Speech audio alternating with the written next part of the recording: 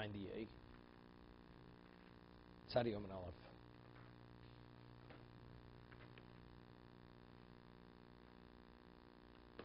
Now, you want to do me a favor, Judah, there's a battery on that table. This battery was dead.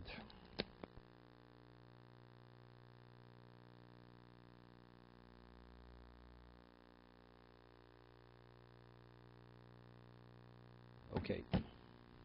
Now, on the Torah level, there's no such thing as a father can marry off his daughter if she's a minor. But a son, there's no such thing as a marriage, even rabbinically, for a son being married off as a minor. Let's say a father marries off his son to a woman, and he writes a ksuba. Ksuba is given. Does the ksuba have any value? Do we say it's considered no different than a chaspa b'alma? It's like just a piece of pottery? Or do we say no? That if it was written and now subsequently becomes an adult, do we say that because he did write the ksuba, therefore he's bound to pay that amount of money? And what about, you have the ksuba and then you have the additional.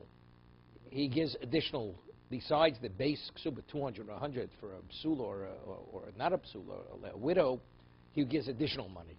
Is it only the base ksuba he's obligated, if it was written when he was a minor, or even what we call tosefes ksuba, even in addition? Additional, what they write in document additional. Huh? He was the what? He was the minor. There's no such thing as a rabbinic marriage for a man.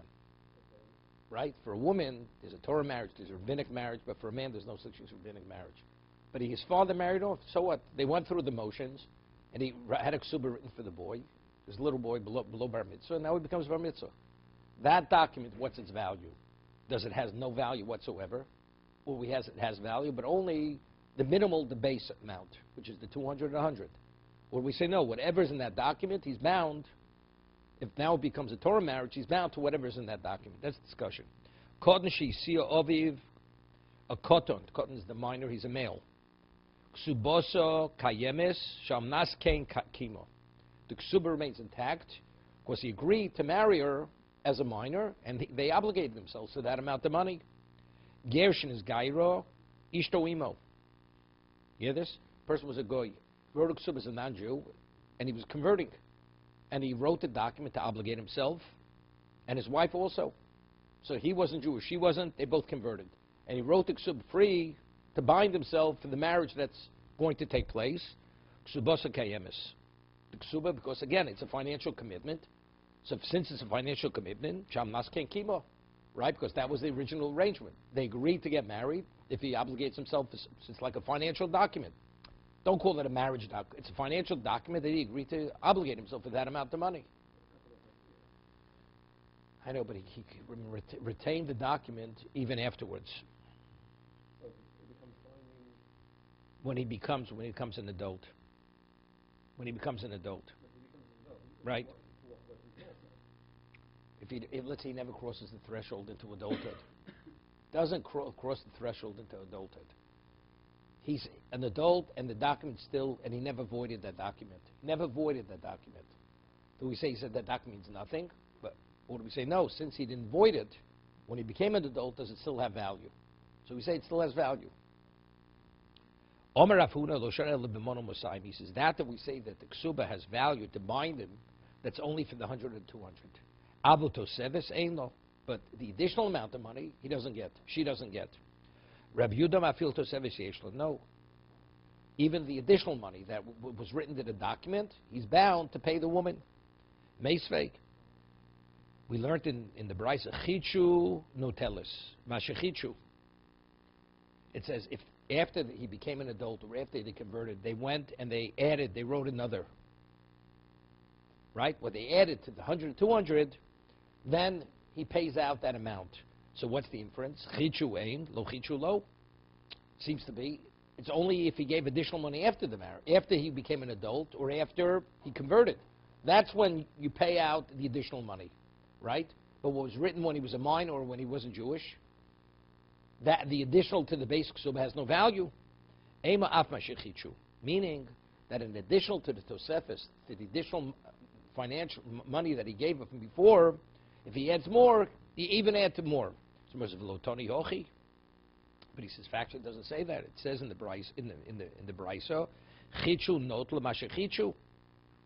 If they added more, then you take what you mechadish, meaning what you added, lo chichu. It says explicitly, besula gova mosai amona mono.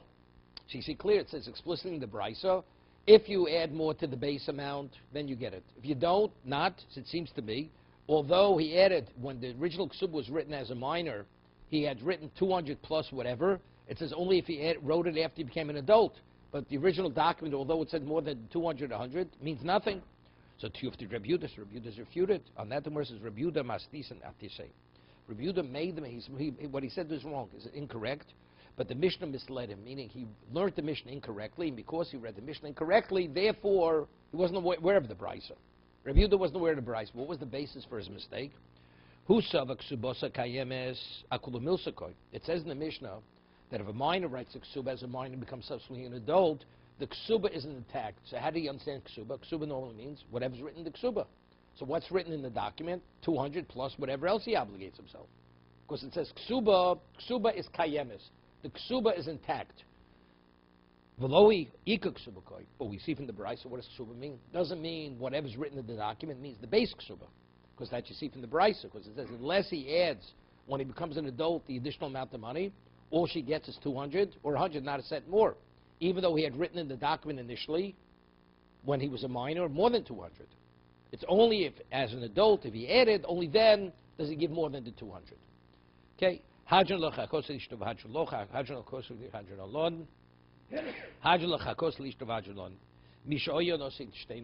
now just have to pay attention to the case. A man's married to two wives. Umes. Okay? So now he's obligated to pay. He marries two women, so he has a ksuba to Rochel and he has a ksuba to Leah. Right? His assets are lien to both of the ksubas. Okay? But he married one before the other. So let's see. So whose lien precedes who? The first wife he married, her lien precedes the lien to the second wife. So let's say you only have enough assets to pay one ksuba. Who collects? The first wife, right? Because there's not enough to cover both debts. Okay? So it says, Misha, you know, a man's married to two women, he dies. Harishona kodems lishniyo. The first wife has first rights before the second wife to collect the ksuba, correct? Norman, you got it? The Yorshi Rishona, code meme, the Yorshi Shni. Let's say the mother dies and you want to collect from the estate. The heirs of the first wife collect before the second heirs, correct? Because there's only enough to take from what? To cover one ksuba. Nosasi Rishona, listen to this. He marries one wife, Umesa. She dies. So the moment she dies, her children are what? Are heirs of that ksuba. Right? Let's say we talk about Binin Dichrin. Right? If she dies first, there's Binin Dichrin, there's assets she brought into the marriage. Okay, we'll see. Nasi Shanu Mesa, we'll see. See, he doesn't pay a ksuba. Doesn't pay a ksuba, right? The man only pays a ksuba if she's widowed or she's divorced. So what happens if she dies? There's no ksuba to pay out. Okay. Now he marries another woman. Nasi Shniya. No. The assets she brought in after the father dies, we'll see in a moment. Nasi Shniya. He marries another woman. He's still alive, the man. His first wife dies, marries another woman. Umeis. Then he dies. So now you have two sets of children. Children from the first marriage, children from the second marriage. So you have two sets of heirs. But when he died the second time, before the wife, he predeceased the second wife. So the wife is now mono. She has a right to collect the ksuba, correct? So if she has a right to collect the ksuba, what is that? That's a financial debt. So her debt preceded, and now the father dies. So if you have an estate, and the state is linked to a debt, the state is obligated to pay off the debts. So the second heirs, they're real debt creditors regarding the ksuba of the mother, correct? So therefore, let's say there's only enough assets to cover the debt of the second ksuba. Which one collect first? The second heirs collect first, right? He's married to one woman. The woman dies. He has children. So he doesn't pay ksuba out. Doesn't pay out the ksuba. Now what happens? Now he marries again. He writes a ksuba to the second wife, right? Now he predeceases her. The moment he dies, what is she? She's a widow. Wait, so she's owed money. She's owed money to pay a ksuba. Before they pay it out, she dies. The second wife dies. So her heirs are the creditors because that money was owed already. So the estate, they're both heirs of the estate. Both sexual heirs of the father's estate. But not only the heirs, they're also creditors.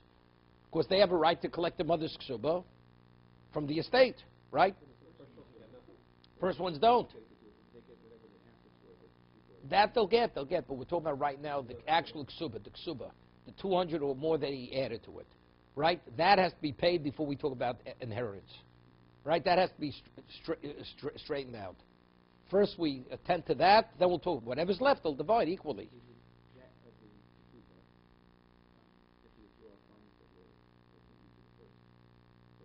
No. What she brought in is not that's protected, right? But we're saying, but the assets, but the estate. See, even though he was married to the first one first, doesn't make a difference. They are his children. He had children from the first wife. He had children from the second wife. They're both heirs. The first children are his children. The second children are his children. But the first children, they never inherited a debt. They're not right because their mother died before their father. Right? The ksuba was never meant to be paid out. So they're not creditors. They're heirs, but they're not creditors. Right now she marries the second. But they're not heirs because when the mother died, he was still alive. So they're not heirs yet. Now he marries a second woman. The father dies. So now they become heirs. But the moment the father dies, the estate is linked to that woman's ksuba. After they pay, then we talk about dividing the estate. No, the state doesn't. They're both heirs. They're both heirs. So the children of the second wife first collect the debt, right, which is the ksuba. But then we talk about dividing the estate, right? Simple. That's the Mishnah says. No says a rishona umeiso. Well, stop. So the halacha is v'yoshi rishona kol mishin. No se rishona umeiso. No se shni umeis. Right? Umeisu he dies. Shniya. Right? V'yorsheh kodem yorshi rishona. The wife, the second wife, or her heirs, they precede the heirs, the children from the first marriage. Let's say she's still alive. She wants to collect the ksuba. Correct? And her husband died. Right? So she said, look, before you divide up the pie between my children and yourselves, I first collect my debt. That's what the wife says to them. And let's say she died. She didn't have a chance to collect the debt. So the kids say, of the children's second wife, say, first, let me collect the debt. Then we'll talk about dividing up the estate. Because they have equal claim to the estate. Because they're both the children of the man. Okay, good. What is the connotation of kodmu? Kodmu means they preempted. It says, harishona kodemis lishni. If he marries two women and he dies, we say, since the lien of the first ksuba was before the second, they have priority to collect the debt before the second, right? That's the language of the Mishnah. Harishona kodemis lishniya. Kodem means before. They have priority. But what's the of the first wife? He died. He's married to her. He dies. He leaves two widows. Right? The first one gets. But the language the Mishnah says is kodemis. That means there's only enough assets for one. If there's enough for both, we don't have to talk about she has priority. There's enough for both. So we're talking about there isn't enough for both. So who has first rights? First rights, kodemis. The first wife has priority to the second wife. But what's the connotation? It should say, Rishon, it should say, yesh lo shni ein lo. That's what the Mishnah says. The first one has a right, the second one has no right. That would mean that even, let's say the second wife would seize the assets to cover ksuba. If you use the term yesh lo ein lo, it's clear she has to give it back. Her seizure is not legal. But if the Mishnah uses the term kodemis, she has a priority, the connotation would be, that's what you should do. But what happens if the second wife seizes the property before the first wife has a chance to collect? You allow it to retain it because factually she is owed the money. That's our question. When you have two people have a liens. You have a first lien, second lien. If the second person seizes the property and preempts the first lien, does he have a right to retain it because factually he's owed the money? Or do we say no, that since the first lien preceded the second lien, He had no right to seize it, therefore the money has to be given back. That's our discussion now. So the Gemara wants to say, since the Mishnah uses the term kodemis, meaning the first one has priority to the second one, rather than using the term the first one has it, second one doesn't have it, which is a much stronger, it's a clearer position, right? So let's see the Mishnah. Same thing. Yeah. So let's see. Right? Doesn't use the term Mishnah to say the first one has, second one doesn't. If the second wife or the second heirs would go and seize the property, you're not going to take it away from her. So what are we able to do from the Mishnah? What the Gemara wants to say? Meaning you have two creditors. One lends money first, the second one lends money second. There's only enough assets to cover one of the debts. And now the second creditor seizes that property, and now there's nothing left for the first creditor. So we're able to derive from the Mishnah that it's a valid seizure, right? Because the women who are owed the ksubas, they're also, it's a first creditor, second creditor. Same idea, correct? So Mer says, I'll tell you no, there's no proof from the Mishnah. The language kodma is not an indication that it's only like lechatchila, but b'diavad it's a valid seizure. Why? Well, my kodem is legamri keton. Meaning, she has the right, the other one has no right whatsoever. Where do we find such a thing? It says if you have a son and you have a daughter, right? They're both children of the deceased, correct? Now, who is the heir? Norman, Pasuk Torah, a boy and a girl are left. Father dies, and there's a daughter and a son left. Who is the heir? The son and not the daughter. So quoting English, it says, Ben Kodem Labas. What does that mean? Ben, the son takes precedence over the daughter. There means even with the evet. I mean, if there's a son, the daughter's not an heir. So we see the Tana uses the language Kodem. We want to bring a proof since the Tana uses the language Kodem. Kodem doesn't mean that it's not valid. It only means L'chatchil, that's the way it should be done. Factually, if the second one should seize, it will be valid. We say that's not true. The Tana uses the term kodem before, precedence, meaning not just precedence, meaning is before that, meaning the second one has no standing whatsoever. As it says over here, ben kodem labas, right, regarding inheritance. When we say the son's before the daughter, means the daughter has no right whatsoever. Ikadiyam, another version of this. It doesn't say in the Mishnah if the second one preempted the first one, we don't take it away from our Michal, the Kodma Shniyot V'Tov Mafkinimino. So we're able to say, since the Mishnah doesn't say that great a chidush, it will be indicated if the second one would seize property before the first one, you take it away from her. Ushmamino, so what would we bring the proof from the Mishnah? From the omission of the Mishnah, Balchov, Mu'uchar, Shekodam, V'Gova, Mashagova, Logova, that if a later creditor should seize property that was liened, there was a first lien, you take it away from him. There's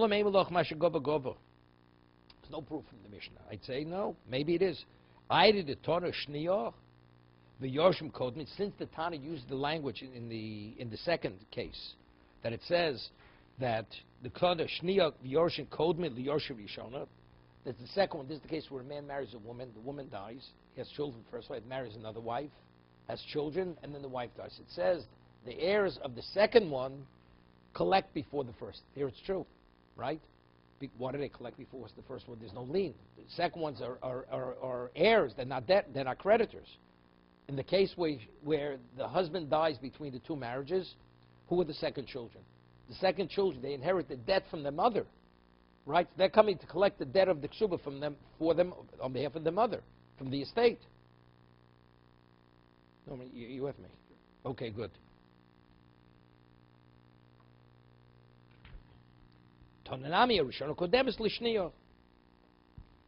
Okay. Nosasi Rishon. Now we're going on the case. He marries the first one, and then what happens? And then Nosasi Rishon. No.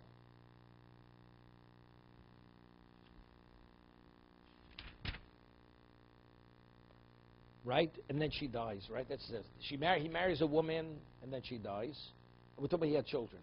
Then he marries a second wife, then he dies. That's the case we're going on right now. Okay? Interesting. So what does it say in the Mishnah? That the heirs of the second wife, the children of the second wife, collect the ksuba, And then afterwards, they divide whatever's left. So, Shema Minot Tlas.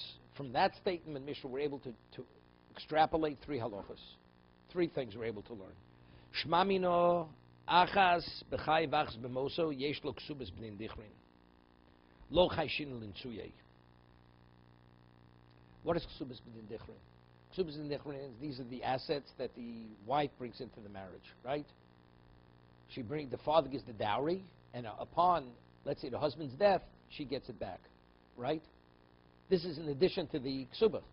That's ksubas b'nich. That's the money, because we want to encourage the father of the girl to give a dowry, right? Because if the father understands that the children from another wife are going to take it, he's not giving the dowry, right? I'm not giving my money to somebody else, that somebody else's children, should not my own grandchildren. But if the man knows that his grandchildren would be the heirs of those assets, he'll give it. He'll give more, correct? That was the whole mentality, the whole rationale of Ksubas B'nin Dichrin. The assets belong to the male children that are born from this particular woman. It doesn't go into the estate. It doesn't go into the estate to be divided equally among all the heirs. Doesn't mean that, okay? So we're able to Shema Mino. So here we're talking about what happened. The children of the second wife collect the ksub of their mother as what? As creditors. They're not as heirs. They're not heirs. Creditors. So let's say there's very little left. So what are you going to say? Maybe you shouldn't give ksubas b'nin dichrin. Right? Maybe. Why? Because you're concerned there's going to be bickering and fighting over here. We'll see in a moment. Yeah. Shema mino achas b'chai b'achas b'moso. Yesh lo ksubas b'nin dichrin. V'lo chayshinon l'nsuyei. Well, let's see, read Rashi. Shema yesh b'chai b'achas b'moso l'rishona ksubas b'nin dichrin. We say whatever's left, you give the first one, the children the first, you give them their mother's ksuba, right? V'lo amina ki tikun b'nin dichrin heicha demesu shtein b'chayov. Uksubas ha'achas meruba mishel chaverto. Right? Meaning?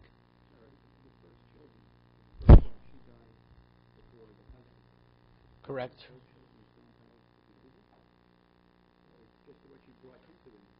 Wait. That's exactly what we're saying now. You would say maybe, when do we talk ksubas b'nin dichrin? If the father predeceases both wives. Excuse me, if both wives predecease the father, then the father dies. So now both kids come into the picture as what? As heirs. Right? Maybe b'nin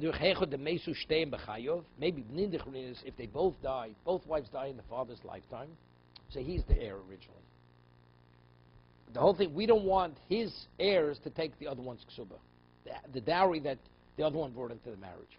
As long as the husband's alive, he can do what he wants with those assets. Right? He could even sell them off.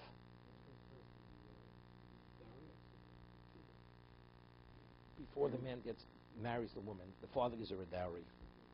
They write that dowry into the ksuba. What did she bring into the marriage? She brought fixed property. She brought movables. That's called ksuba. Now, when the husband dies, who inherits those assets that were brought into the marriage? Her children. If they're male children, her male children will inherit that, and it's considered like an inheritance. We don't say, well, if it's inheritance, all heirs divide equally. We don't say that. Because if you say that, the father of the woman is not giving assets to be brought into the marriage. Wait. Listen. That's what we're talking about. The ksuba has to be paid off. The 200 has to be paid off. It's two separate things. The dowry itself. There's only money for one. Well, that's what we discussed right now. That's what we discuss now. Yeah.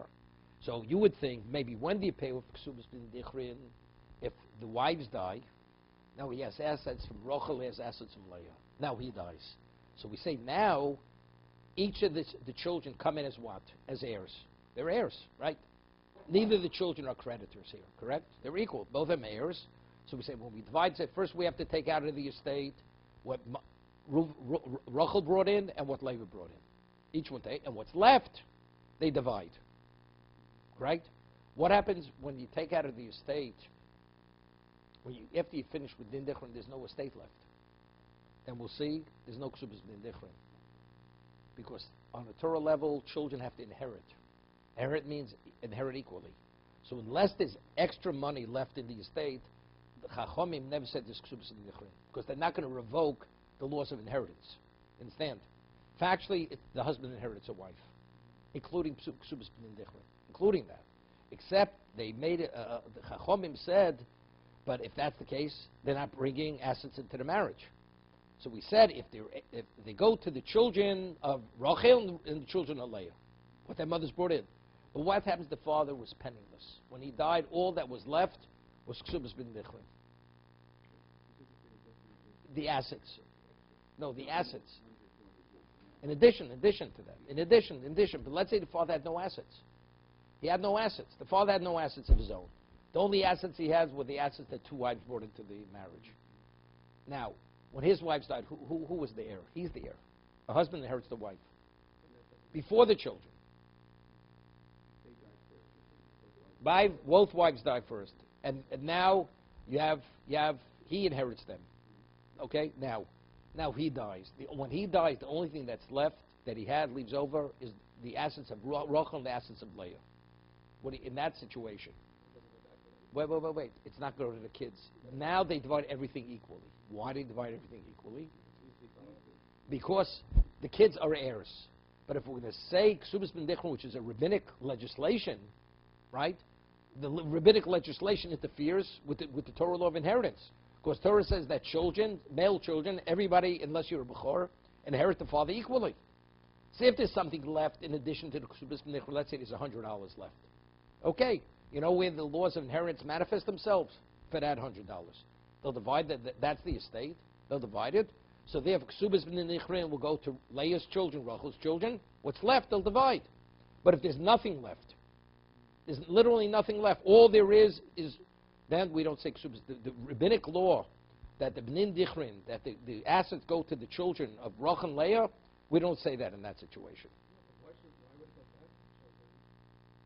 That's what they said. The Chachomim said, we want to encourage a man to give assets to his wife, to his daughter when she gets married. So when will he give the assets? If he knows his grandchildren will get those assets. They're not going to somebody else's grandchildren, right? Somebody else's children. But let's say afterward, it turns out eventually the man left over no assets. The only assets he left over when he died was only the assets that each of the wives brought in. Nothing else. Then you divide everything equally. Even though one woman brought in a lot more than the other woman, it doesn't make a difference. Factually, who inherited the wife? The husband. So when the husband, who inherits a father? The children, equally. But let's say the husband has, let's say, $100 of his own. And you have, one brought in an enormous amount of money, the other one brought a small amount of money. Now he dies.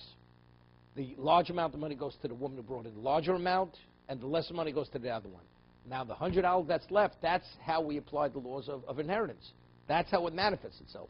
So thereby, saying ksubas b'ndichrin, it allows the law of Yerusha to take place. Because there is Yerusha. There is an estate to be divided. The estate of the father, unrelated to the assets that the mothers brought into the marriage.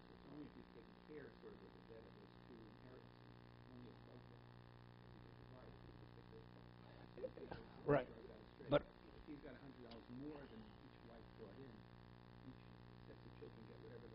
mother brought in.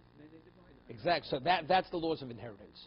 The laws of inheritance manifest themselves regarding inheriting the father, that $100. But let's say there's no $100. There's not even $1 to divide. And all there is the estate of both mothers. So what do these kids inherit their father? They're supposed to inherit their father. That's what the Torah says. Well, they say, well, here they won't. That means the Chachomim, they're interfering with the Torah laws of inheritance. That they don't do. Chachomim will not interfere with the Torah laws of inheritance. Right? So then we put everything into one kitty, and they divide equally. But we're talking if there is no money. Theoretically, let's say the father has no money. All that's left of the amounts that both wives brought in. There's not even a dinar. If there's a Mosa dinar, the Gemara says in the earlier parak, 1 dinar more, they could divide the dinar. That's the inheritance. What did the father leave you? A dinar, so divide the dinar.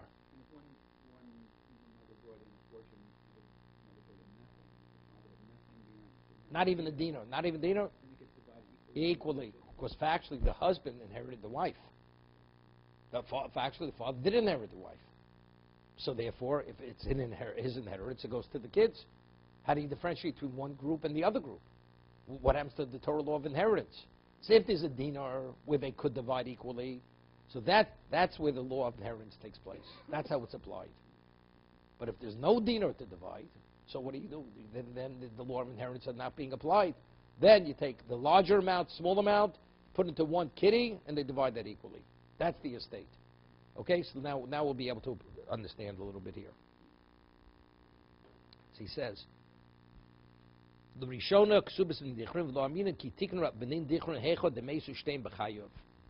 don't say ksibas nichrin is only when both wives died in his lifetime.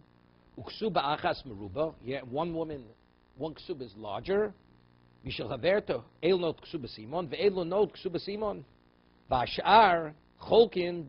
what's left, in addition to two ksubas, let's say there's going to be excess to those two, they'll divide equally. Because they're both coming. What's their approach to the estate? First, we take b'din dichrin, meaning the assets our mothers brought in. Then, shu yerusha sa'av, lo osid l'tzuye. Right? There's no fighting. Each of us take what's rightfully ours, our mothers, and what's left we divide. Avol achas b'chayev achas b'moso. The rio sheyishniya bon al ksubas imam tors yerusha as chov imon. Yeah. V'lo mi'avien. Boy, lohem. You see here? When did the children of the second wife have no right to the assets that the first wife brought in? We said, ksubas b'nin dichrin. Let's say the husband, when he was alive, wanted to sell off those assets. He had a right to sell them off. Because he's the heir of his wife. It's only after he dies, if the assets are in the estate, each children take. Correct? But over here, in our case, let's say both mothers die, right? He marries one woman, she dies. Okay, so that means his kids didn't get anything, right? There was never a debt to pay a ksuba. He marries another woman, now he dies. He owes the ksuba to who? To the second wife. So the second wife is a creditor. She dies, she doesn't collect yet. She dies, the second wife dies after the husband. So she was owed a ksuba. So now her kids, they're coming to collect as what? Not as heirs of the father, but as creditors of the mother, right? They are the creditors representing the mother. Let's say the father only has enough assets, doesn't have enough assets to cover the ksuba. The $200. You know what they do? They collect it from the b'nin dichrin of the first wife. Because because it already was liened when the mother was alive, correct? That debt was, when the father died, the b'nin dichrin that he left over from the first wife was liened to that ksuba. Correct? He inherited the first wife, so that's his asset. That's his asset, because he was alive. Now, no. As long as he's alive, she died. The first one died. He inherits her. It's only when he dies, what do you do with that asset? Right? But when he died, he owed the second wife a ksuba. The second wife was alive. So that asset, all his assets are linked to that ksuba. Let's say he didn't have enough money to pay that ksuba. And the only thing that will cover the ksuba is the b'nin dichrin from the wife, the previous wife. So what happens? Oh, so now, good. So now it's good. So it's tremendous chiddush we see in the Mishnah. So it comes out, now the mother dies. So now both groups of children are coming to divide the estate. So you know what they do? They put their hand into the till of the b'nin dichrin of the first wife, which their brothers' potential assets, and then they divide. So he said, what's going on over here? We can't touch your mother's assets, but you're touching our mother's assets. No, but again, the whole idea is, that's the whole idea. It could create a problem. If they both died, he predeceases both wives. If both wives predecease him, let's say both wives predecease him, he never had to pay a ksuba. So when he dies, you have b'nin dichrin and you have the excess. They divide. But equally, right? Wait, but here, in our situation here, because he predeceased the second wife, that means the b'nin dichrin that he had from the first wife is liened to the ksuba of the second wife. That means the children, now the mother dies, the children of the second wife are now coming to take that ksuba from the assets of the first group of kids. They say, no, this is interesting. You're taken from our bin and dichrin, and then we're going to talk about dividing the rest. But you understand? If we each of us take bin and dichrin, you take yours, we might take mine. We'll divide what the balance. Okay. But over here, first you take from us, then we're going to be equal. That's not fair. It could create a tremendous struggle, strife between the kids. So maybe we should say you can't collect the ksuba from those assets. The answer, we don't say that, because the Mishnah says that before they take the binin dichrin, first they take ksuba. So you say we're not worried about quarreling. This internal strife between them. Okay, that's what it says. Look, here. Wait, shmamino achas b'chai v'achs mosi yeshlom ksubas binin dichrin. They get ksubas bin dichrin, meaning so the second group gets their mother's bin dichrin fully intact. Fully intact. We're not concerned there's going to be quarreling, fighting between the heirs from the first wife and second wife. Mimai, how do we see that?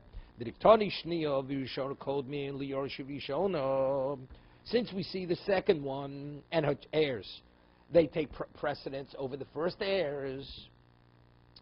Nigdim hu dekadmi, ha'ika shakli. Right? So if it's there, they take. They take what they have to take. Ushmami no ksuba nasis moisil chaberto.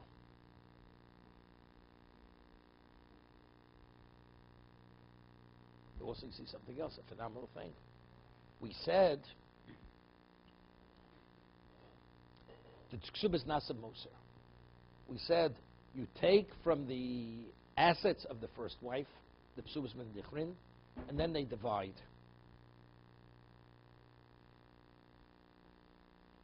Shmamino ksuba nasis mosel chaverto mimai midilok toni im yesham mosa dinar. What about they collect the ksuba, the second ones, and then afterwards all that's left is the b'din dichrin of the first wife and the second wife. That says each one still gets the b'din dichrin, but there's nothing left. So you see that the ksuba that's left. 1 second. The avagav lo tiken ksubas in dichron elam ken yesh moser al shtei ksubas. Dino lo meakra nachl do reis genam pirken. Yeah. Perken Irish and spot. Hani mili ki mesu shteyen b'chayov the tarbayu also b'toras bin dichron. Aval achas b'chay v'achas b'moser shashni nigvis b'toras chov en l'chirusha gdolim mizu. Lo meakra nachl do reisok shemes nof l'chosin l'fnei yorshov. He says, terrific. Now, when the second ones collect the debt from the, from the assets of the father, correct? Now, who's paying the debt? The heirs of the second, they're collecting for two reasons. The moment the father dies, they're both heirs. So they're both heirs of the father, but the second kids are not only heirs of the father, heirs of the mother. So when the ksuba is being paid off, why are they? So who's paying off the ksuba? Both groups of children are paying off the ksuba. Correct? The father inherited his wife when he dies. Now we say before you take it in dichrin, the ksuba has to be paid. Whose ksuba are you paying? Right? The ksuba of the second wife. Who's paying that ksuba? The first and second heirs. Correct? It's true that collecting the mother, even though the second children are collecting from the estate, but why are they collecting? Because they're the children of the mother. But simultaneously, it's coming out of their estate because that was their father's money. Right? So if that's the case, that's considered the addition to the estate. Following. Let's say after they divide, after they pay off the ksuba, all that's left is the b'din dichrin. You don't divide it equally. Each one gets the b'din dichrin. But there's nothing left. Right? Because after you collect the second ksuba, there's not only what's left is the b'din dichrin. The answer is no. They collected, both children collected the what? The ksuba. Right? It's like they have money for the ksuba and say, we're going to pay this off. Let's say, I'll give you an example. Let's say the man was married to a third wife. Man dies, and both sets of children have to pay for the ksuba of the third wife. And all that's left after they pay off the ksuba is the b'nichrin from it's Rachel, Leah, and Rivka. Rachel, Leah's children, they have to pay off Rivka's ksuba. And all that's left after pay off the ksuba is the assets that both mothers brought in. Did they each one get what their mothers brought in? The answer is definitely. He said, but there's nothing to divide. Yes, you divided. The inheritance was the money that you paid off Rivka's ksuba. Yeah, even though they never put the money in their pocket, because they paid the debt. That came out of their estate. That was rightfully their money. So that's what we're saying, the same thing here. These kids who are collecting the mother's debt, even though they're coming, but who's collecting the debt really? Their mother. That debt was owed before their mother died. So that means the second group is taking money out of their pocket together with the first group to pay off that woman's debt. Even though they're getting the money, but why are they getting the money? Not as heirs of the father. They're getting the money as heirs of the mother. But out of whose estate is it coming out of? Out of their estate. Yeah, so therefore, where does the law of Yerusha manifest itself? Paying off the ksuba. That's the Torah law of inheritance. Because that each one paid equally towards the father's debt. Now what's left, although there's only ksubas bin dichron left, since the law of inheritance already was actualized by paying off the ksuba, therefore they divide the bin dichron, each one gets the bin dichron. That's not considered interfering with the laws of inheritance.